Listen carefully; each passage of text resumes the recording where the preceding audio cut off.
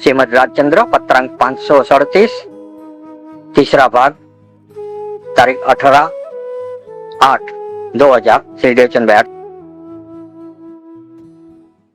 नमो अर्यंताणम नमो सिद्धाणम नमो आयर्याणम नमो उवज्जायाणम नमो लोये सवसावणम नमो समय साराय स्वानुभूत्या चकास्ते चित्त स्वभावाय भावाय सर्वभावांतरचिले मंगलम भगवान वीरो मंगलम गौतमो गणी मंगलम कुंद कुंदार्यो जैन धर्मोस्तु मंगलम सर्व मंगल मांगल्यम सर्व कल्याण कारकम प्रधानम सर्वधर्माणम जैनम जयतु शासनम ओंकार बिंदु संयुक्तम नित्यम ध्यायन्ति योगिनो कामदम मोक्षदम चैव ओंकाराय नमो नमः।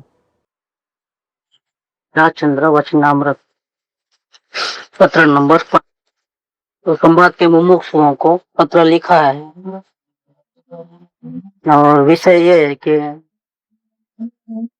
कृष्णदास को संसार का रस छूट गया और आत्मा का दर्शन होता नहीं है। उसकी जो जबरदस्त वेदना है तो वहां के मुमुक्षुओं को चित्त में व्याकुलता उत्पन्न करी है। तो वहां के मुमुक्षुओं को सही मार्गदर्शन इस पत्र में देते हैं। कृष्णदास को भी क्या करना वो भी बताते हैं। यहाँ पे एक बात समझे कि इतना मृत्यु कैसे नहीं होगी, इसके बाद भी 2 महीने बाद आने की बात कर रहे हैं।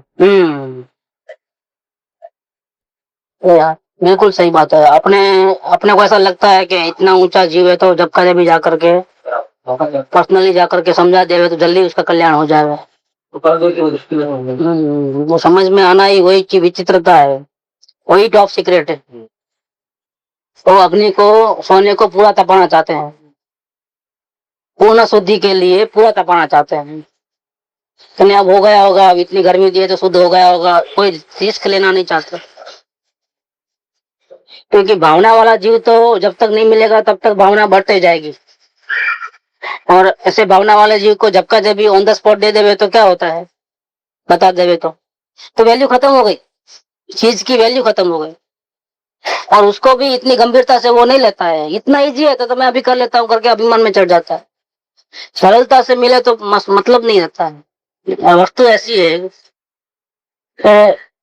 बहुत गंभीरता से इसको ग्रहण करे, शुद्ध अंतकरण से पूर्ण पवित्र भावना से कोई मिलती है, बाकी मिलती नहीं है। में क्या रेफरेंस નથી હે રેફરન્સ નથી क्या પછી તો એ ખોવાઈ ગયા લાગે છે અથવા તો એમનું કામ થઈ ગયું અને કોન્ટેક્ટ કેમ કે એ તો આમાં તો શું છે પત્રો જ છે, જેના જેટલા પત્રો આવ્યા એટલે જવાબ હોય, વચમાં કેટલા પત્રો તો ગુમ થઈ ગયા હશે। ટોટલ હિસ્ટ્રી ન મળે આની અંદર, જેટલું એ લોકો સંગ્રહિત કરી શક્યા છે એટલું મળે, એવું પણ બને। એટલે દરેક વ્યક્તિનો ટોટલ કોન્ટેક્ટ ન મળે। જેમ કે આપણી પાસે આટલા લોકો આવે છે, હવે અશોકભાઈ હોય કે અનિતા હોય કે એવા ઘણા જીવો આવી ગયા ને વચમાં કે આવીને વયા જાય, અપૂર્વ ભાવનામાં હોય ને મારી પાસે ક્યાં ખોવાઈ જાય ખબર ન પડે। હવે એના રેફરન્સીસ ક્યાંથી મળે, એવું પણ બની શકે છે। અને ઘણા લોકો આવીને કામ કરીને ગુપ્ત રહી જાય એવા પણ ઘણા જીવો છે। મદ્રાસ વાળા હોય છે, મુંબઈ વાળા હોય છે, હવે એ લોકો તાર ટપાલ કઈ જ નથી। બીજા એક આનંદભાઈ કરીને છે કાંદીવલીમાં, એના પણ કોઈ પત્ર નહીં, ફોન નહીં, કઈ નહીં। મળે ત્યારે તો એટલો પગે પડે એટલી ભક્તિ કરે કે વાત પૂછો નહીં, એને શરમ ના આવે। ઉંમર મોટી છે, વાળ બધા ધોળા થઈ ગયા છે, આપણા કરતા વધારે ત્યાગી છે, અપરિગ્રહી છે। મળે ત્યારે કે તમારા શબ્દ સાંભળવા માટે મારું તરસતો હતો, તમે મળી ગયા દર્શન માટે ને એવી ભક્તિ બતાડે કે વાત પૂછો તો બે ગુચકવા ન દે, બધું પોતે ઉચકે, બધું કરે આ ઉંમરમાં। પછી ખલાસ કોન્ટેક્ટ ગયા એટલે ગયા, એવું બને છે। એવું કેટલાના રેફરન્સ રાખે તો એ સમયમાં જે હાજર હોય એનું જેટલું થઈ શકે એટલું, જેટલું બહાર આવવાનું એટલું બહાર આવે, એટલું અંદર રહેવાનું એટલું અંદર રહે। બધું કઈ ડિક્લેર થતું નથી, અને બધા પોતપોતાના સાધના પડ્યા છે। તો આમાં પણ એવું બની શકે, પણ મૂળ અહીંયા વિષય એવો છે, ऐसा विषय है यहाँ पर कि कृष्णदास को भावना की बाउंड्री जितनी लिमिट में रहनी चाहिए उतनी नहीं होकर के बाउंड्री से बाहर चले गई भावना। माता जी ने भी उस बारे में बताया है स्वानुभूति दर्शन में, सवाल जवाब 44 या 47 पत्र है, सवाल है। ये जो आकुल व्याकुलता होती है दर्शन परिषद जिसको कहते हैं कि दर्शन क्यों नहीं हो रहे हैं, अब तो क्या बाकी है, अब तो कोई गलती भी नहीं मालूम पड़ती है, पुरुषार्थ भी चालू है, फिर क्यों नहीं हो रहा है, ऐसा जो छटपटाहट जो होती है और चित्त बिल्कुल बेचैन बेचैन बेचैन देता है, रोता है। तो ऐसे जो दर्शन परिसर को माता जी ने भी कहा है कि दर्शन मोह का अभी अनुभव खत्म नहीं हुआ है, मिथ्या तो खत्म नहीं हुआ है, ये नया मिथ्या तो एंटर हुआ है यहाँ पर। भावना लिमिट से बढ़ने से मिथ्या तो वापिस बढ़ गया यहाँ पर। कैसे बढ़ा कि द्रव्य पर्याय का जो स्वरूप है वो मालूम नहीं है। रुचि तो चाहिए ही चाहिए, रुचि के बिना उपयोग नहीं पलटे, तो उपयोग पलटा है इतनी रुचि तो होना ही चाहिए, लेकिन रुचि पलटने के बाद उपयोग तो आत्म द्रव्य में लगना चाहिए। इसके बदले समय दर्शन नहीं हुआ, अभी नहीं हुआ, अभी नहीं हुआ करके पर्याय में चले गया, तो यहाँ से दर्शन में वापिस बढ़ गया। आत्मरुचि वृद्धिगत होने से जो दर्शन में बिल्कुल कम हो गया था, आत्मा का दर्शन नहीं हो रहा है, इसकी जो आकुलता के अंदर वापिस यहाँ बढ़ रहा है। दर्शन मोह के कारण तकलीफ है। जब जब भी जीव को कोई ना कोई प्रकार की किसी न किसी कारण से तकलीफ होती है तो समझना कि ज्ञान में समझन में कहीं भी गड़बड़ है, वस्तु स्वरूप जैसा है वैसा समझता नहीं है जीव। अगर जैसा वस्तु का स्वरूप है वैसा समझोगे, ज्ञान में वैसा प्रतिभाषित होगा, तो सम्यक ज्ञान तो दुख का कारण है ही नहीं, अज्ञान ही दुख का कारण है। यही बात यहाँ ऊपर बता दी कि विचारवान जीव को तो आज संसार में, इस संसार के अंदर अज्ञान के सिवा दूसरा कोई भय नहीं है, क्योंकि अज्ञान है तो दुख है, और जैसा वस्तु का स्वरूप जैसा है वैसा समझ लिया तो कोई दुख नहीं है। जो सम्यक दर्शन कैसे होता है, इसमें द्रव्य पर्याय निमित्त उपादान भवितव्य होना, ये सब 5 संबंध जैसा है वैसा समझ में आ जाए कि पुरुषार्थ की मात्रा कितनी के, स्वभाव कितना के, निमित्त कितना के, ये सब जैसा है वैसा समझ में आ जाए तो आकुलता का कोई कारण नहीं है। और कहीं भी समझ में गड़बड़ हुई तो ही तकलीफ होती है। तकलीफ यहाँ हुई भले ही संसार के कोई प्रसंग के कारण नहीं हो रही है, लेकिन आत्मा का दर्शन नहीं हो रहा है, उसकी जो तकलीफ है वो भी दर्शन मोह का कारण है। ये समझ में नहीं आया वस्तु का स्वरूप, इसलिए ही तकलीफ होती है, समझ में आता तो ये तकलीफ नहीं होती।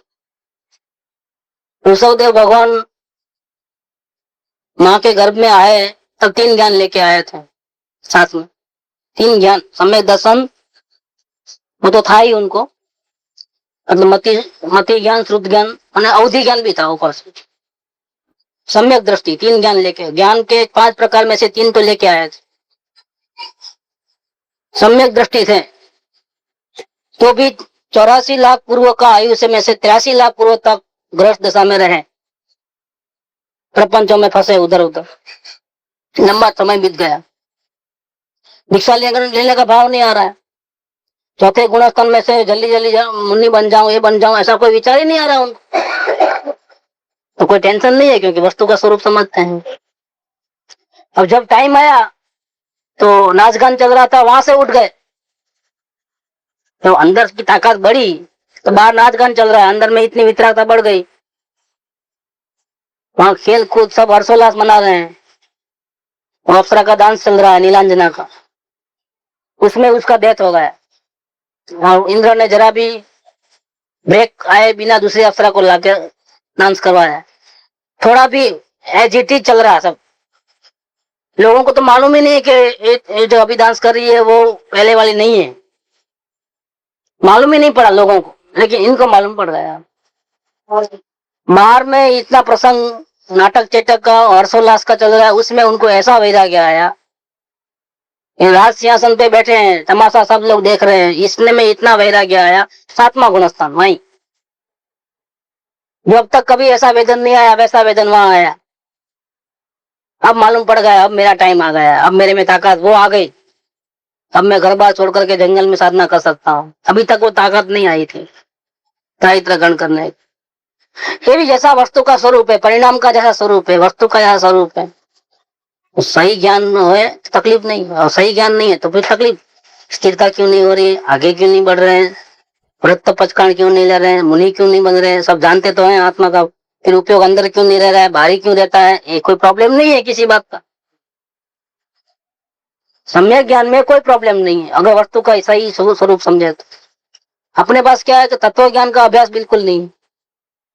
जो कर्मागमों में जो आचार्यों ने, ज्ञानी पुरुषों ने जो तत्व ज्ञान पिरसा है, जनरली अपने यहाँ कोई भी मुमुक्षु को शास्त्रों का परिचय नहीं है, सीधा प्रैक्टिकल मार्ग से आगे बढ़ गए जितना बढ़ना था उतना। अब अपने को वो भी शायद जरूरत है कि अपने दशा के साथ टैली कर पावे ज्ञानियों के वचन से। दूसरे लोग क्या करते हैं, शास्त्र पहले पढ़ करके उस शास्त्रों में ही खो जाते हैं और नुकसान कर बैठते हैं, प्रैक्टिस में आ ही नहीं सकते हैं। अपने आप प्रैक्टिस में आ गए लेकिन उलझन इतनी हो रही है अब हर बात में, क्योंकि सम्यक ज्ञान की कमी है। जब सम्यक ज्ञान की हमारी कमी है तो जो पूर्व के महापुरुष जो लिख के गए हैं उस पर विचार करके, चिंतन करके अपने ज्ञान को बैलेंस में ला लेना। उलझन रखने की जरूरत नहीं है, किसी प्रकार की उलझन करने की जरूरत। उलझन होता है कि किस विषय में उलझन हो रही है, प्रश्न करो समाधान मिल जाए। क्यों, हमने नहीं पढ़ा लेकिन किसी और ने पढ़ा है, अब हमको इतना ही जरूरत है कि हम प्रश्न करें। प्रश्न करते ही पूर्व के ज्ञानी ने क्या बताया है इस विषय में पूरा मालूम पड़ा। यहाँ पर भी ये बात है, कृष्णदास को जो ओवर लिमिट जो भावना हो, ओवर लिमिट जो बेचैनी है, इसमें उनको वस्तु को कैसे ग्रहण करना, द्रव्य पे दृष्टि कैसे रखना, आत्मा का अनुभव करना है, बात सही है, लेकिन कैसे, विधि क्या, वो द्रव्य पर्याय का तत्व ज्ञान उनको नहीं मालूम था। संसार का कर्तव्य भाव छूट गया, संसार के राग द्वेष छूट गए, किसी पदार्थ में कोई रुचि बुचि नहीं रही। वो जीव कहाँ जाके फंसा, समय दर्शन की पर्याय में रुचि बढ़ गई, वहां जाके फंसा, अपने आत्मा को छोड़ दिया, अपना आत्मा नीचा और समय दर्शन की पर्याय ऊंची, उसके पीछे लगा, खलास। ये राग का कारण है। इसीलिए ज्ञानी पुरुषों ने जो शुद्ध निर्मल पर्याय को भी क्षायिक भाव, जो केवल ज्ञान की पर्याय है, 5 भाव के अंदर केवल ज्ञान की पर्याय को क्षायिक भाव कहते हैं, राग द्वेष वाली परिणति को उदय भाव कहते हैं, और चौथे 5वें 7वें गुण, छठे 7वें गुणस्थान में जो परिणति रहती है, आधी अधूरी आधी गुण वाली, दोष वाली गुण वाली मिश्र, उसको शिवसम कहते हैं। उदय भाव, शिवसम भाव, क्षायिक भाव, परम परिणामिक भाव, इस प्रकार से है। तो क्षायिक भाव हमारे केवल ज्ञान की पर्याय है, उसकी भी चाहना नहीं रखना। शिव परम परिणामी जो ध्रुव तत्व है द्रव्य, उसकी ही चाहना, उसका ही अवलंबन रखना, उस पर ही दृष्टि रहना, एक भी परिणति के ऊपर नजर नहीं रहना। उदय, उपसम, क्षोभसम और क्षायिक, उदय, उपसम, क्षोभसम, क्षायिक, ये 4 भाव है। और 5वां भाव है सो परम परिणामिक भाव। ये परम परिणामिक भाव में कोई पर्याय ही नहीं है, जितने भी अच्छे बुरे परिणाम है उसमें नहीं है, द्रव्य में नहीं है। और आगे बढ़ना है मोक्ष मार्ग के अंदर, साधना सही करना है, नजर 4 में से एक भी पर्याय के ऊपर नहीं रहना, केवल ज्ञान की पर्याय के ऊपर भी नहीं रहना। मोक्ष होगा कि नहीं होगा, कब होगा, हमको नहीं देखना है, हमको तो नजर द्रव्य के ऊपर रखना है। तो 187 में लिखा है कृपा उदय 187, देखो क्या लिखा है।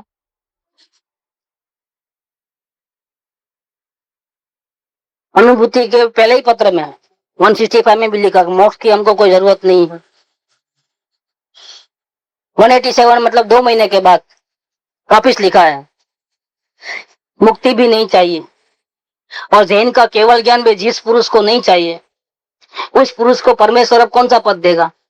देखो अभी 4थे गुणस्थान में है, गृहस्थ दशा में है, अभी तो बेबी है, मोक्ष मार्ग में बेबी है, लेकिन बोलते क्या है, नहीं चाहिए मोक्ष। मोक्ष तो दूसरे धर्म का मोक्ष नहीं, लेकिन जैन धर्म का मोक्ष तो चाहिए कि नहीं चाहिए, संपूर्ण वितराग, संपूर्ण सुखी, नहीं वो भी नहीं चाहिए। अब चाहिए वाली बात खत्म हो गई, परिणाम पर से दृष्टि हट गई, खत्म हो गई। ऊपर भी लिखा है सर्व प्रकार में से एक देश बात करके बाकी सर्व अनुभव आयु चैनल, सब चीज मालूम पड़ गई है अनुभव होने से।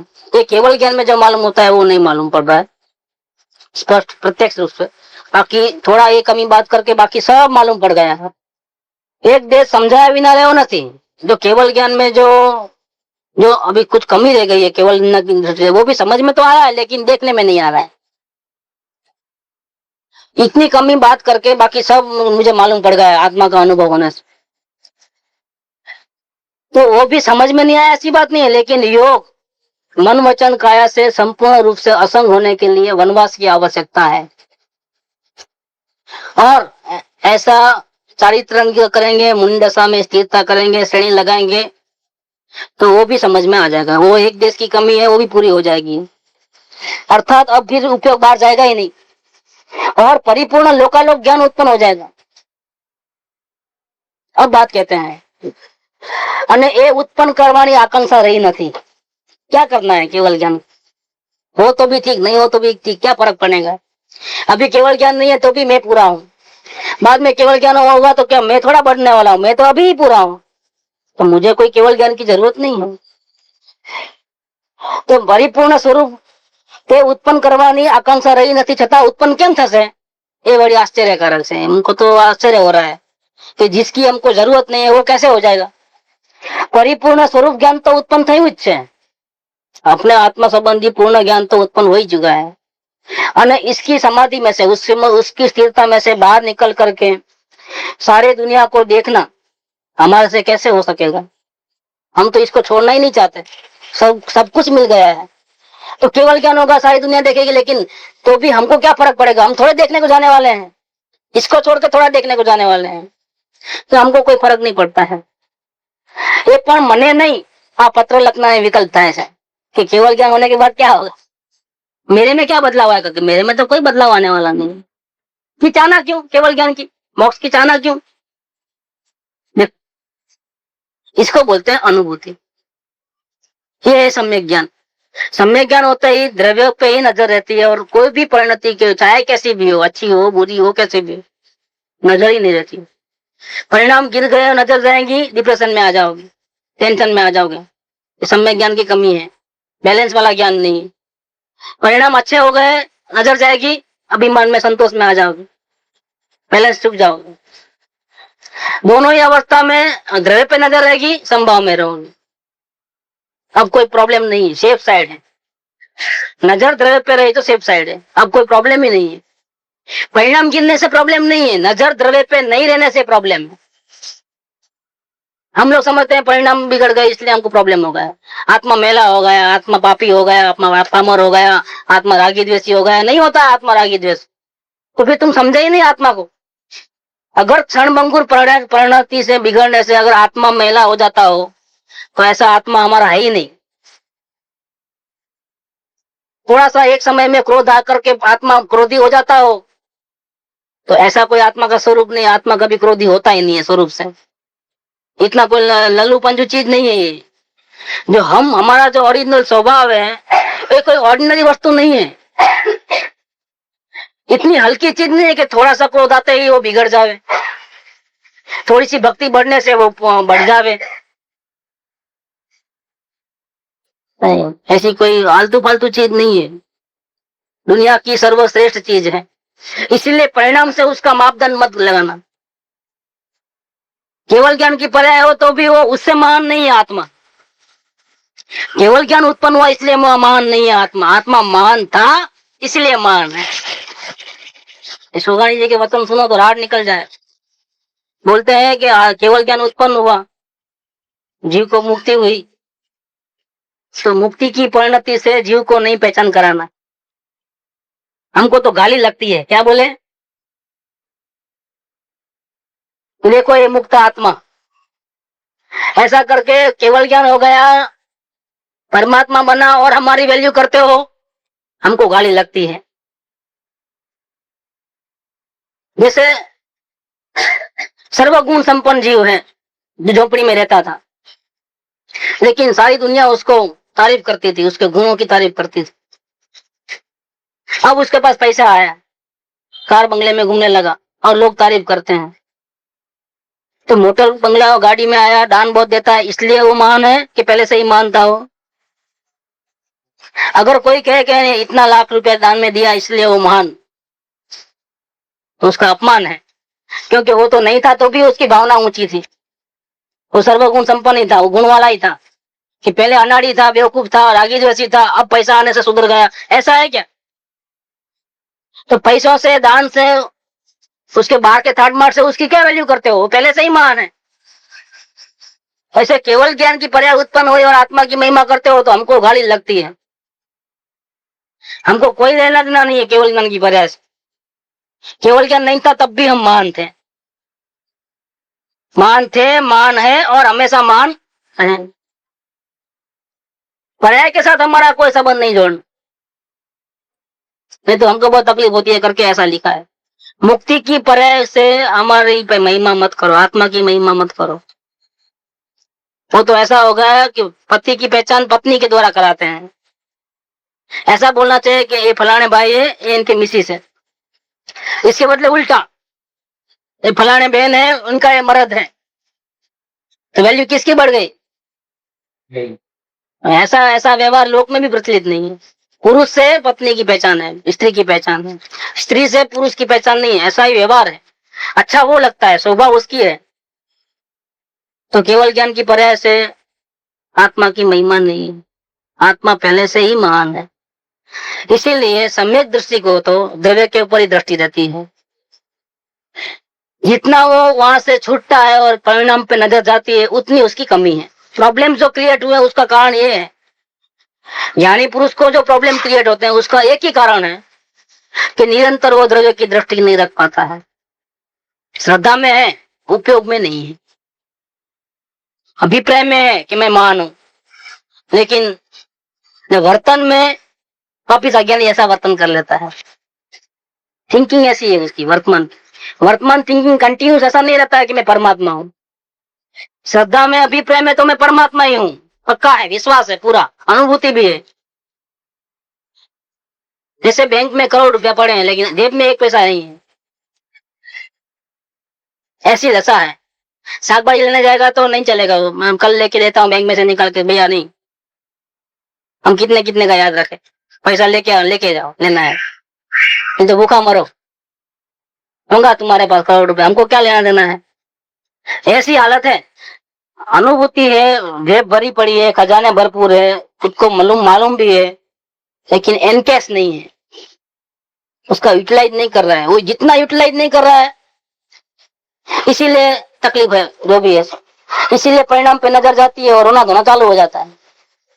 रोना हंसना दोनों चालू, वेदन बढ़ गया हंसना चालू हो जाएगा, वेदन नहीं आ रहा रोना चालू है। देखो करता तो हमें पड़ा है, अज्ञानी जैसा व्यवहार करता है। बाकी असल में कुछ करने की जरूरत नहीं, सिवाय द्रव्य दृष्टि से और कुछ करने की जरूरत नहीं।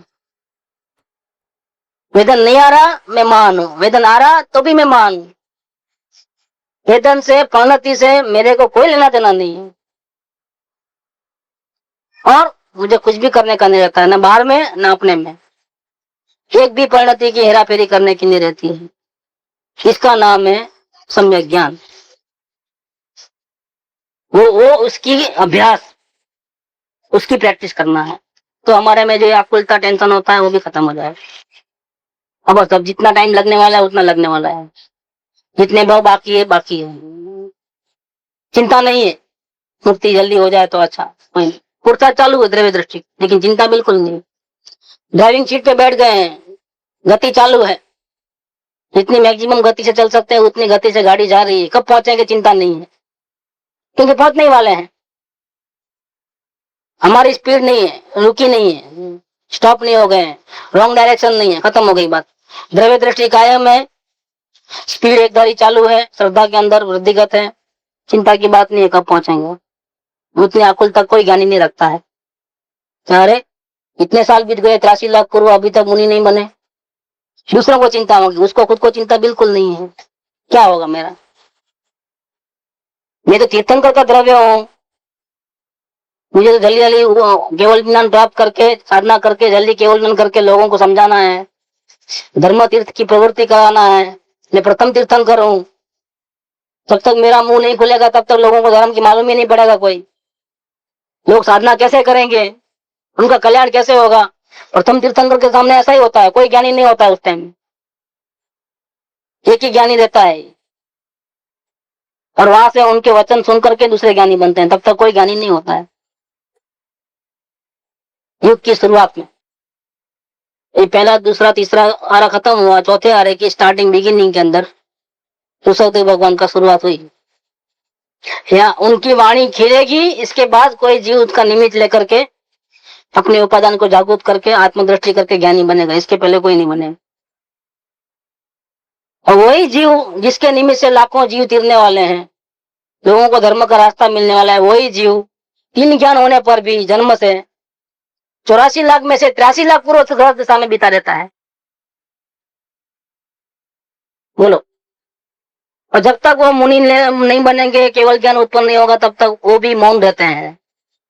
इसके पहले ज्ञान है लेकिन उपदेश देते नहीं है, समय दृष्टि है लेकिन किसी को उपदेश देते नहीं है। केवल ज्ञान होने के बाद ही वाणी खिलेगी। ये भी एक आश्चर्य की बात। देखो कैसा है, लेकिन इनको खुद को कोई चिंता नहीं है, खुद अपनी ताकत के बल पे चल रहे हैं। मुनि भी बनना है, साधना भी करनी है, लेकिन हमारे में ताकत नहीं हो, हैसियत नहीं हो, साधना करना ऐसा नहीं। इतनी भी कोई जल्दी नहीं है कि ताकत नहीं है और हम आगे बढ़े तो गिर जाएंगे उल्टा, इतना भी नहीं करना। तो यहाँ पर तो कृष्णदास को भावना ऊंची ओवर होने से चित्त में बेचैनी होती है, उसका एक हम बताते हैं। इस वक्त वो दर्शन परिसर और अज्ञान परिसर में है। कृष्णदास को दर्शन परिसर और अज्ञान परिसर है। अज्ञान परिसर माने वस्तु स्वरूप जैसा है वैसा समझ नहीं है, उस बारे में अज्ञान है। और दर्शन परिसर माने जिसका उनको दर्शन करना है परमात्मा का, उसका दर्शन नहीं हो रहा है। उसके लिए उन्होंने पूरी तैयारी कर चुकी है, मतलब संसार की थोड़ी भी रुचि नहीं है, कहीं थोड़ा भी राग द्वेष नहीं है, अभिप्राय में से कंप्लीट निकल गया है,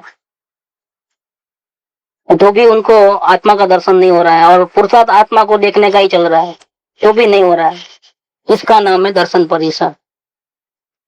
ऐसी स्थिति में क्या करना, उसका विवेचन करते हैं कि महात्मा श्री तीर्थंकरे निर्ग्रंथनेस, निर्ग्रंथ माने साधना करने वाला। संसारी जीव निर्ग्रंथ नहीं है, उनको राग द्वेष चल रहे हैं। परमात्मा वो निर्ग्रंथ नहीं है, क्यों नहीं है? उनको राग द्वेष सही नहीं, बिल्कुल। राग द्वेष अवस्था में हो गए और उसी वक्त अभिप्राय एक अंश मात्र भी राग द्वेष करने का नहीं हो गए, उसका नाम निर्ग्रंथ। अवस्था में है राग द्वेष लेकिन अभिप्राय में नहीं, मतलब साधना की दशा चल रही है, चौथा पांचवा छठा सातवां गुणस्थान, वो जो साधक की श्रेणी है उसको निर्ग्रंथ। तो जिन्होंने ये सारी साधना पूरी कर लिया है शुरुआत से लेकर के अंत तक, और परमात्मा बन गए हैं, केवल ज्ञान उत्पन्न हो गया है, ऐसे तीर्थंकर भगवान ने साधक जीवों को, निर्ग्रंथ जीवों को क्या उपदेश दिया है? प्राप्त परिसर सहन करने की बार बार भलामण दी है। अज्ञानता से दुखी होता है जीव, और अपने आत्मा में स्थिरता नहीं होने के कारण, दर्शन नहीं होने के कारण दुखी होता है जीव। ये दोनों प्रकार का दुख साधक जीव को सहन करने की भलामण दी है। તે પરિસરનું સ્વરૂપ પ્રતિપાદન કરતા અજ્ઞાન પરિસર અને દર્શન પરિસર એવા બે પરિસર પ્રતિપાદન કર્યા છે કે કોઈ ઉદયયોગનું બળવાનપણું હોય। એ तीर्थंकर जो प्रथम तीर्थंकर ऋषभदेव भगवान को मुनि दशा जल्दी क्यों नहीं आई, क्यों 83 लाख पूर्व के बाद आई? कि पूर्व के ऐसे ही कर्मों का उदय चल रहा है। किसी जीव को तो उपदेश सुनते ही 2-4 घंटों में आत्मज्ञान हो जाएगा, किसी जीव को लंबे समय तक सत्संग करने के बाद, बहुत कोशिश करने के बाद फिर समझ में आता है। क्यों भाई, क्या कारण है? कोई पूर्व का ऐसा ही उदय का बलवान पन्ना है। ऐसी ही स्थिति है। जब सम्यक दर्शन होता है तो दर्शन मोह का अनुभव बिल्कुल खत्म होता है। कर्म दर्शन संग और सत्पुरुष का योग मिल चुका है, फिर भी जीव को अज्ञानना कारणों ताड़वामा हिम्मत न चाली सकती हो, ऐसा ही बन सकता है।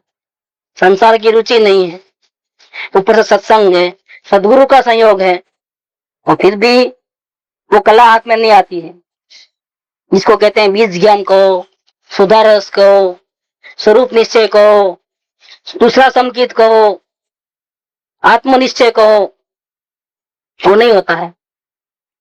भावना है, सत्संग है, सदगुरु है, पुरुषार्थ भी है, लेकिन कार्य नहीं हो रहा है। કોઈ ઉદય યોગનું બળવાનપણું હોય અને સત્સંગ સત્પુરુષનો યોગ થયા છતાં જીવને અજ્ઞાનના કારણો ટાળવામાં હિંમત ન ચાલી શકતી હોય,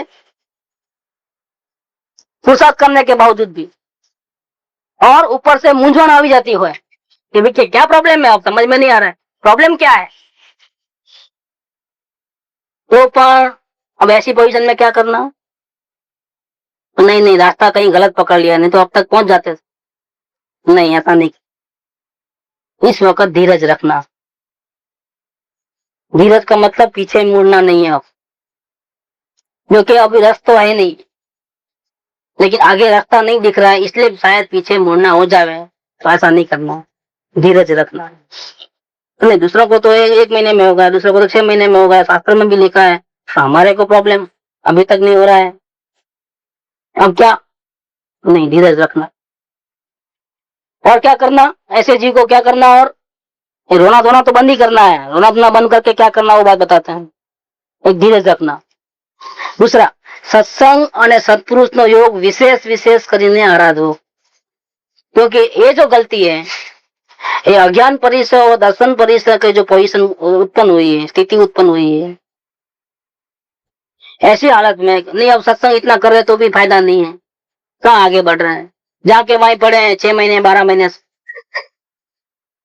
और सदगुरु तो बोलते हैं कि हमारे से तो होने वाला ही नहीं, काम तो तुझे ही करना पड़ेगा। ऐसा करके अब सदगुरु ने तो बोल दिया ना, भाई मेरी तो जितनी लिमिट है समझा समझा दिया, अब तुम्हारा काम तुम जानो भैया, काम तो तुझे करना है। मैं मेरे आत्मा को मेरे ज्ञान से देखूंगा, मेरा ज्ञान तेरी आत्मा को देखने का काम में नहीं आने वाला है। वो तो साफ सुथरा बोल दिए हैं, अब क्या पीछे पड़ना घड़ी घड़ी, क्या पीछे क्या लगना। अब भाई लास्ट 12 महीने से 2 साल से वही की वही पोजीशन है, सत्संग कर रहे हैं, सदगुरु की भक्ति कर रहे हैं, तो भी फायदा तो कुछ नहीं है। जहाँ है वहां ही है, हाँ संसार की रुचि नहीं है, लेकिन आत्मा तो नहीं मिल रहा है। ऐसा हो जाता है किसी किसी जीव। पूर्वना कोई उदय योग નું બળવાનપણું હોય, कोई माने कौन सा वो नहीं मालूम, भूतकाल में न जाने क्या किया है, किसकी सजा मिल रही है हमको नहीं मालूम, लेकिन सजा तो है ये कोई सजा ही काट रहे हैं। सीता जी को जो रावण उठा के लेके गया लंका में, कैद रखा अशोक वन में, इतने समय तक पति से विरह हुआ, क्यों हुआ उनको तो नहीं मालूम, उनको तो दुख ही भोगने का है। बाद में जब वो केवल ज्ञानी के पास जाते हैं और उनकी वाणी में पूरा खुलासा आता है कि भूतकाल में इन्होंने ऐसा ही कोई कर्म किया था। वो चकवा चक्की जो होते हैं उनका विरह होता है, ऐसा कुछ, या कुछ विरह में कुछ कारणभूत बनते हैं दोनों को, तो ऐसा कोई कर्म बांध लिया था, उसकी भाव की सजा रूप में ये उनको ये भोगना पड़ा है। उनको भी अपनी पति से अलग रहना पड़ा, इतना विरह वेदना में रहना पड़ा। देखो कौन से भाव की कौन सी सजा कब मिलती है नहीं मालूम है, तो ये सजा ही है एक प्रकार से, ये देरी हो रही है, लेकिन कौन सा उदय योग है नहीं मालूम, लेकिन है जरूर कोई भी। इसीलिए सत्संग भी है, सदगुरु भी है, अपना पुरुषार्थ भी है, तो भी कार्य नहीं हो रहा है, तो क्या करना। तो हमें कोई मिस्टेक भी जरूरी है, तो मिस्टेक तो नहीं, भावना के ओवर तो सामने कोई मिस्टेक तो जरूर, हाँ तो ही तो बनता है। तो उड़े तो कोई गाली देता है, चलो तो गाली देता है तो हम संभाव में रहते हैं, तो कोई प्रॉब्लम नहीं है, हम हमारे ज्ञान में ही रहे। उसको गाली देना है दे, नहीं देना है मत दे। जो मन में द्वेष बुद्धि भी नहीं आवे, ऐसा भी विचार नहीं आवे कि सबके सामने हमको गाली नहीं देवे तो अच्छा, ऐसा भी ना मन में भी ना आवे विचार, तो हमारी ताकत से हमको कोई फर्क नहीं पड़ता है। लेकिन मन में भी ऐसा विचार आया कि सबके सामने गाली नहीं देवे तो अच्छा, तो हम जुड़ गए वापिस। उतना जुड़ना तो हो रहा है, कोई कार्य नहीं हो रहा है तो तकलीफ तो हो रही है ना, ये जुड़ना हो रहा है। कार्य नहीं हो रहा है तो धीरज कहाँ रहती है, कार्य क्यों नहीं हो रहा, क्यों नहीं हो रहा, क्यों नहीं रहा, चिंता तो रहती है। ये चिंता माने क्या है कि एक तो कोई ना कोई गलती की सजा तो भुगत रहे हैं, इसके कारण इतनी देरी हो रही है। और ऊपर से हम चिंता करके रोना धोना चालू कर दिए, ये हमारा जोड़ना हो गया। इसमें क्या होता है, काम और भी मुश्किल हो जाता है, इससे काम बिगड़ता है, सुधरता नहीं है। अब क्या किया जाए ये बताते हैं। तो कृष्णदास को खास सलाह है कृपाउदय की, तो रोना धोना तो बंद कर दो। पहली लाइन लीजिए, कृष्णदास है चित्तमाथी विक्षेपनी निवृत्ति करवा योग्य है। किसको कहते हैं? जिसको तकलीफ हुई है उसको कहते हैं। जिसको तकलीफ नहीं है अगर वो ये दवा ले लेगा तो क्या हो जाएगा? जिसको तकलीफ नहीं है, पेट का दर्द नहीं है और पेट की दवा ले लिया, गैस नहीं है और गैस की दवा ले लिया, क्या होगा? हाल बिगड़ जाएगा उल्टा। जिसको तकलीफ है उसको ही इलाज करना है, इस बात का, दूसरों को नहीं करना है। दूसरों को धीरज नहीं रखना है कि अब जब होने वाला है तभी होगा, हमारी बात नहीं है तो क्या, चलो बेफिक्र हो जाओ। नहीं, वो नहीं चलेगा। ये दवा सबको लागू नहीं होती है। जिसको तकलीफ है उसको कहते हैं कि भाई क्यों तकलीफ करते हो, तो क्या करना, अभी उपाय बताते हैं कि क्या करना। ये जो तकलीफ उत्पन्न हुई है उसका दो कारण है, दर्शन परिसर और अज्ञान परिसर। इन दोनों को हटाने का एक ही उपाय है, एक तो धीरज रखो फर्स्ट, दूसरा सत्संग और सत्पुरुष बेकार है ऐसा दिल में भी नहीं आना, नहीं तो ऐसा आ जाता है तो क्या फायदा। अब एक 6 महीने से 12 महीने जा रहे हैं, फायदा नहीं हो रहा है, 1-2 दिन नहीं जाएंगे तो क्या फर्क पड़ने वाला है, ऐसा ही भाव आ जाते हैं। हाँ, दूसरा काम आ गया है तो गौण करो सत्संग। ऐसा भी कौन सा वो शुक्र हो रहा है, दूसरों को 6 महीने में हो जाता है, हमको कौन सा हो रहा है 12 महीना 2 साल हो गए। तो ऐसा करके अनजाने में भी, जाने अनजाने में भी सत्संग की विराधना हो जाती है, एक बात। और सदगुरु की वो बात को पकड़ लिया, कौन सा, कि कार्य उपादान से होता है, निमित्त से होता ही नहीं है, तुमको ही करना है, हमको थोड़ा करना है। तो हमारा आलम्बन नहीं लेना, हमारा आलम्बन नहीं लेना, उसके अंदर ये कहना चाहते हैं कि भैया तुम अपने आत्म स्वरूप का आलम्बन लो। आत्म स्वरूप का आलम्बन लेते नहीं हो और सदगुरु का आलम्बन छोड़ दिए तो कहाँ जाएगा जीव? तो किसका आलम्बन लेगा? संसार का। तो ऐसा थोड़ा कहा था, तो मैं मेरे पीछे मत पड़ो। वो सोगानी जी का वो वचन है कि सारी दुनिया को छोड़ करके जब इधर आया देवगुरु के पास, तो गुरु ने जोर से थप्पड़ लगाया, क्यों आया इधर, जा तेरे आत्मा में। लेकिन किसको थप्पड़ लगाया? थप्पड़ किसको लगाया? जिसको संसार में रुचि थी उसको कहा कि गुरु के पास मत आ, जा आत्मा में। हो जाएगा कैसे? वो तो संसार को छोड़ के आया है, गुरु आप ही शरण हो ऐसा कहता है, 100% आलम्बन है गुरु का, उसको कहते हैं भैया तू तेरे आत्मा में जा। ये थप्पड़ सबको नहीं है, ऐसे ये केस भी स्पेशल केस है। कृष्णदास का जो केस है वो स्पेशल केस है, सबको वो बात लागू नहीं पड़ती। अगर हमारी वैसी स्थिति नहीं है और हम अगर वो दवा ले लेंगे तो नुकसान होने वाला है, हमारी पोजीशन समझ के काम करना। तो यहाँ हो सकता है कृष्णदास की भूमिका में तो सत्संग की महिमा, सदगुरु की महिमा शायद कम हो जाए, क्योंकि लंबे समय तक करने कर भी फायदा नहीं हो रहा है। तो एक तो बात धीरज रखने की कही, नंबर 1। दूसरा कहा सत्संग सत्पुरुष नो योग विशेष करीने आराधो, पहले से भी ज्यादा आराधना करना सत्संग की, भले फायदा नहीं हुआ है तो भी। सदगुरु की भक्ति कम नहीं होनी चाहिए, सदगुरु की भक्ति और बढ़ जानी चाहिए। तो अनुक्रम में अज्ञानी निवृत्ति थसे, जो समझ नहीं आ रही है, द्रव्य गुण पर्याय का जो वस्तु स्वरूप तो समझ में नहीं आ रहा है, वो स्वयं को तो समझ में आने वाला नहीं है, बहुत डेलिकेट चीज है। अब तक तो बातें जब स्थूल थी सब, लेकिन ये द्रव्य पर्याय का जो व्यवस्था है वो स्थूल नहीं है, बहुत सूक्ष्म है, तत्व बहुत सूक्ष्म है। तो बिना सत्संग है, बिना प्रत्येक सदगुरु के योग से वो समझ में आने जैसा नहीं है। ध्यान भी नहीं करना, वो कहां से आई बात? ध्यान करना शास्त्रों में 1,00,000 शास्त्रों में से 99,999 शास्त्रों में ध्यान करने की बात आई है, आत्म ध्यान करने। और जो एक शास्त्र में है उसमें भी 99% तो वही बात आई है। कौन सी? आत्म ध्यान करना। एक ही जगह लिखा है कि आत्म ध्यान करने की भी जरूरत नहीं है।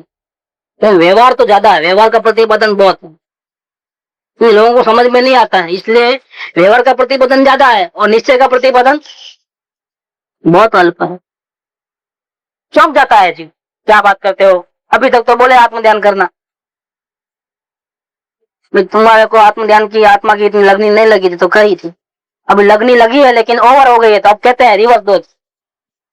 दवा ज्यादा हो जाती है तो क्या करते हैं, रिएक्शन करता है तो एंटीडोज देना पड़ता है। 5 दिन का कोर्स के बदले 7 दिन का कोर्स कर लिया, दवा ज्यादा असर कर ली, उसका रिएक्शन आया, अब क्या करोगे, अब उसको एंटीडोज दो तो दवा का असर निकल जाए इसके लिए। अब उसको ये जरूरत है, तुम्हें ध्यान भी नहीं करना है, तू इतना मान है, तुझे ध्यान की क्या जरूरत है, तुझे क्या समय दर्शन की जरूरत है, क्या पीछे पड़ा है समय दर्शन के। अब उसको रिवर्स, जो पीछे पड़ा है उसको कहते हैं, जो पीछे नहीं पड़ा है उसको नहीं कहते हैं, अब उसको रिवर्स डोज है। तो यहाँ ये बात लिया है कि सत्संग सत्पुरुष नो योग विशेष કરીને आराधવો તો જ અજ્ઞાની નિવૃત્તિ થશે, પણ કેવી થશે, अनुक्रमे अज्ञानी निवृत्ति थશે। इसलिए कृपालुओं ने लिख दिया सत्संग के बारे में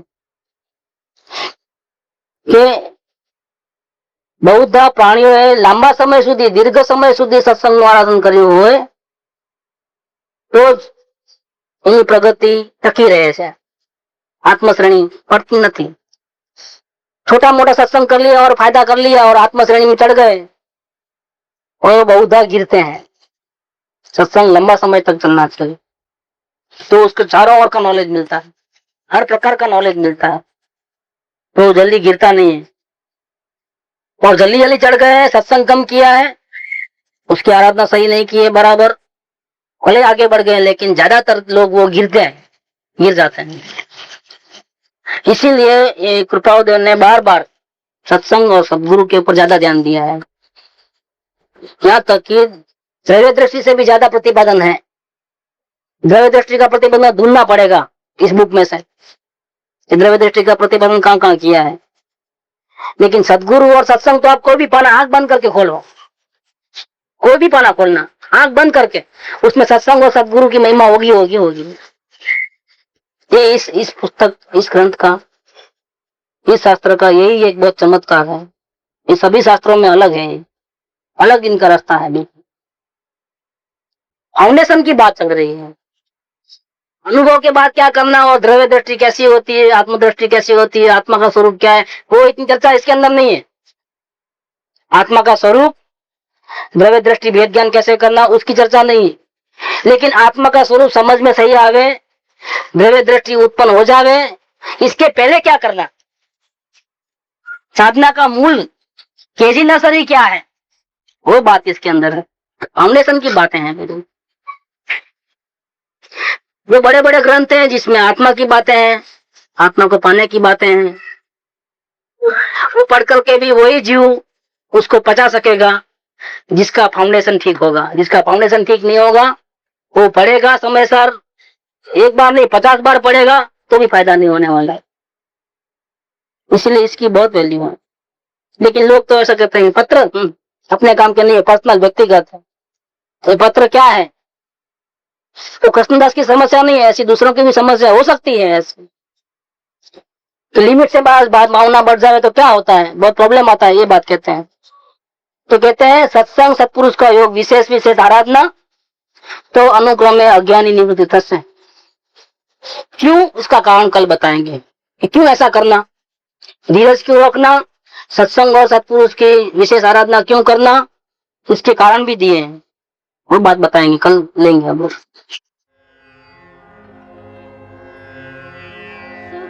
धाम अन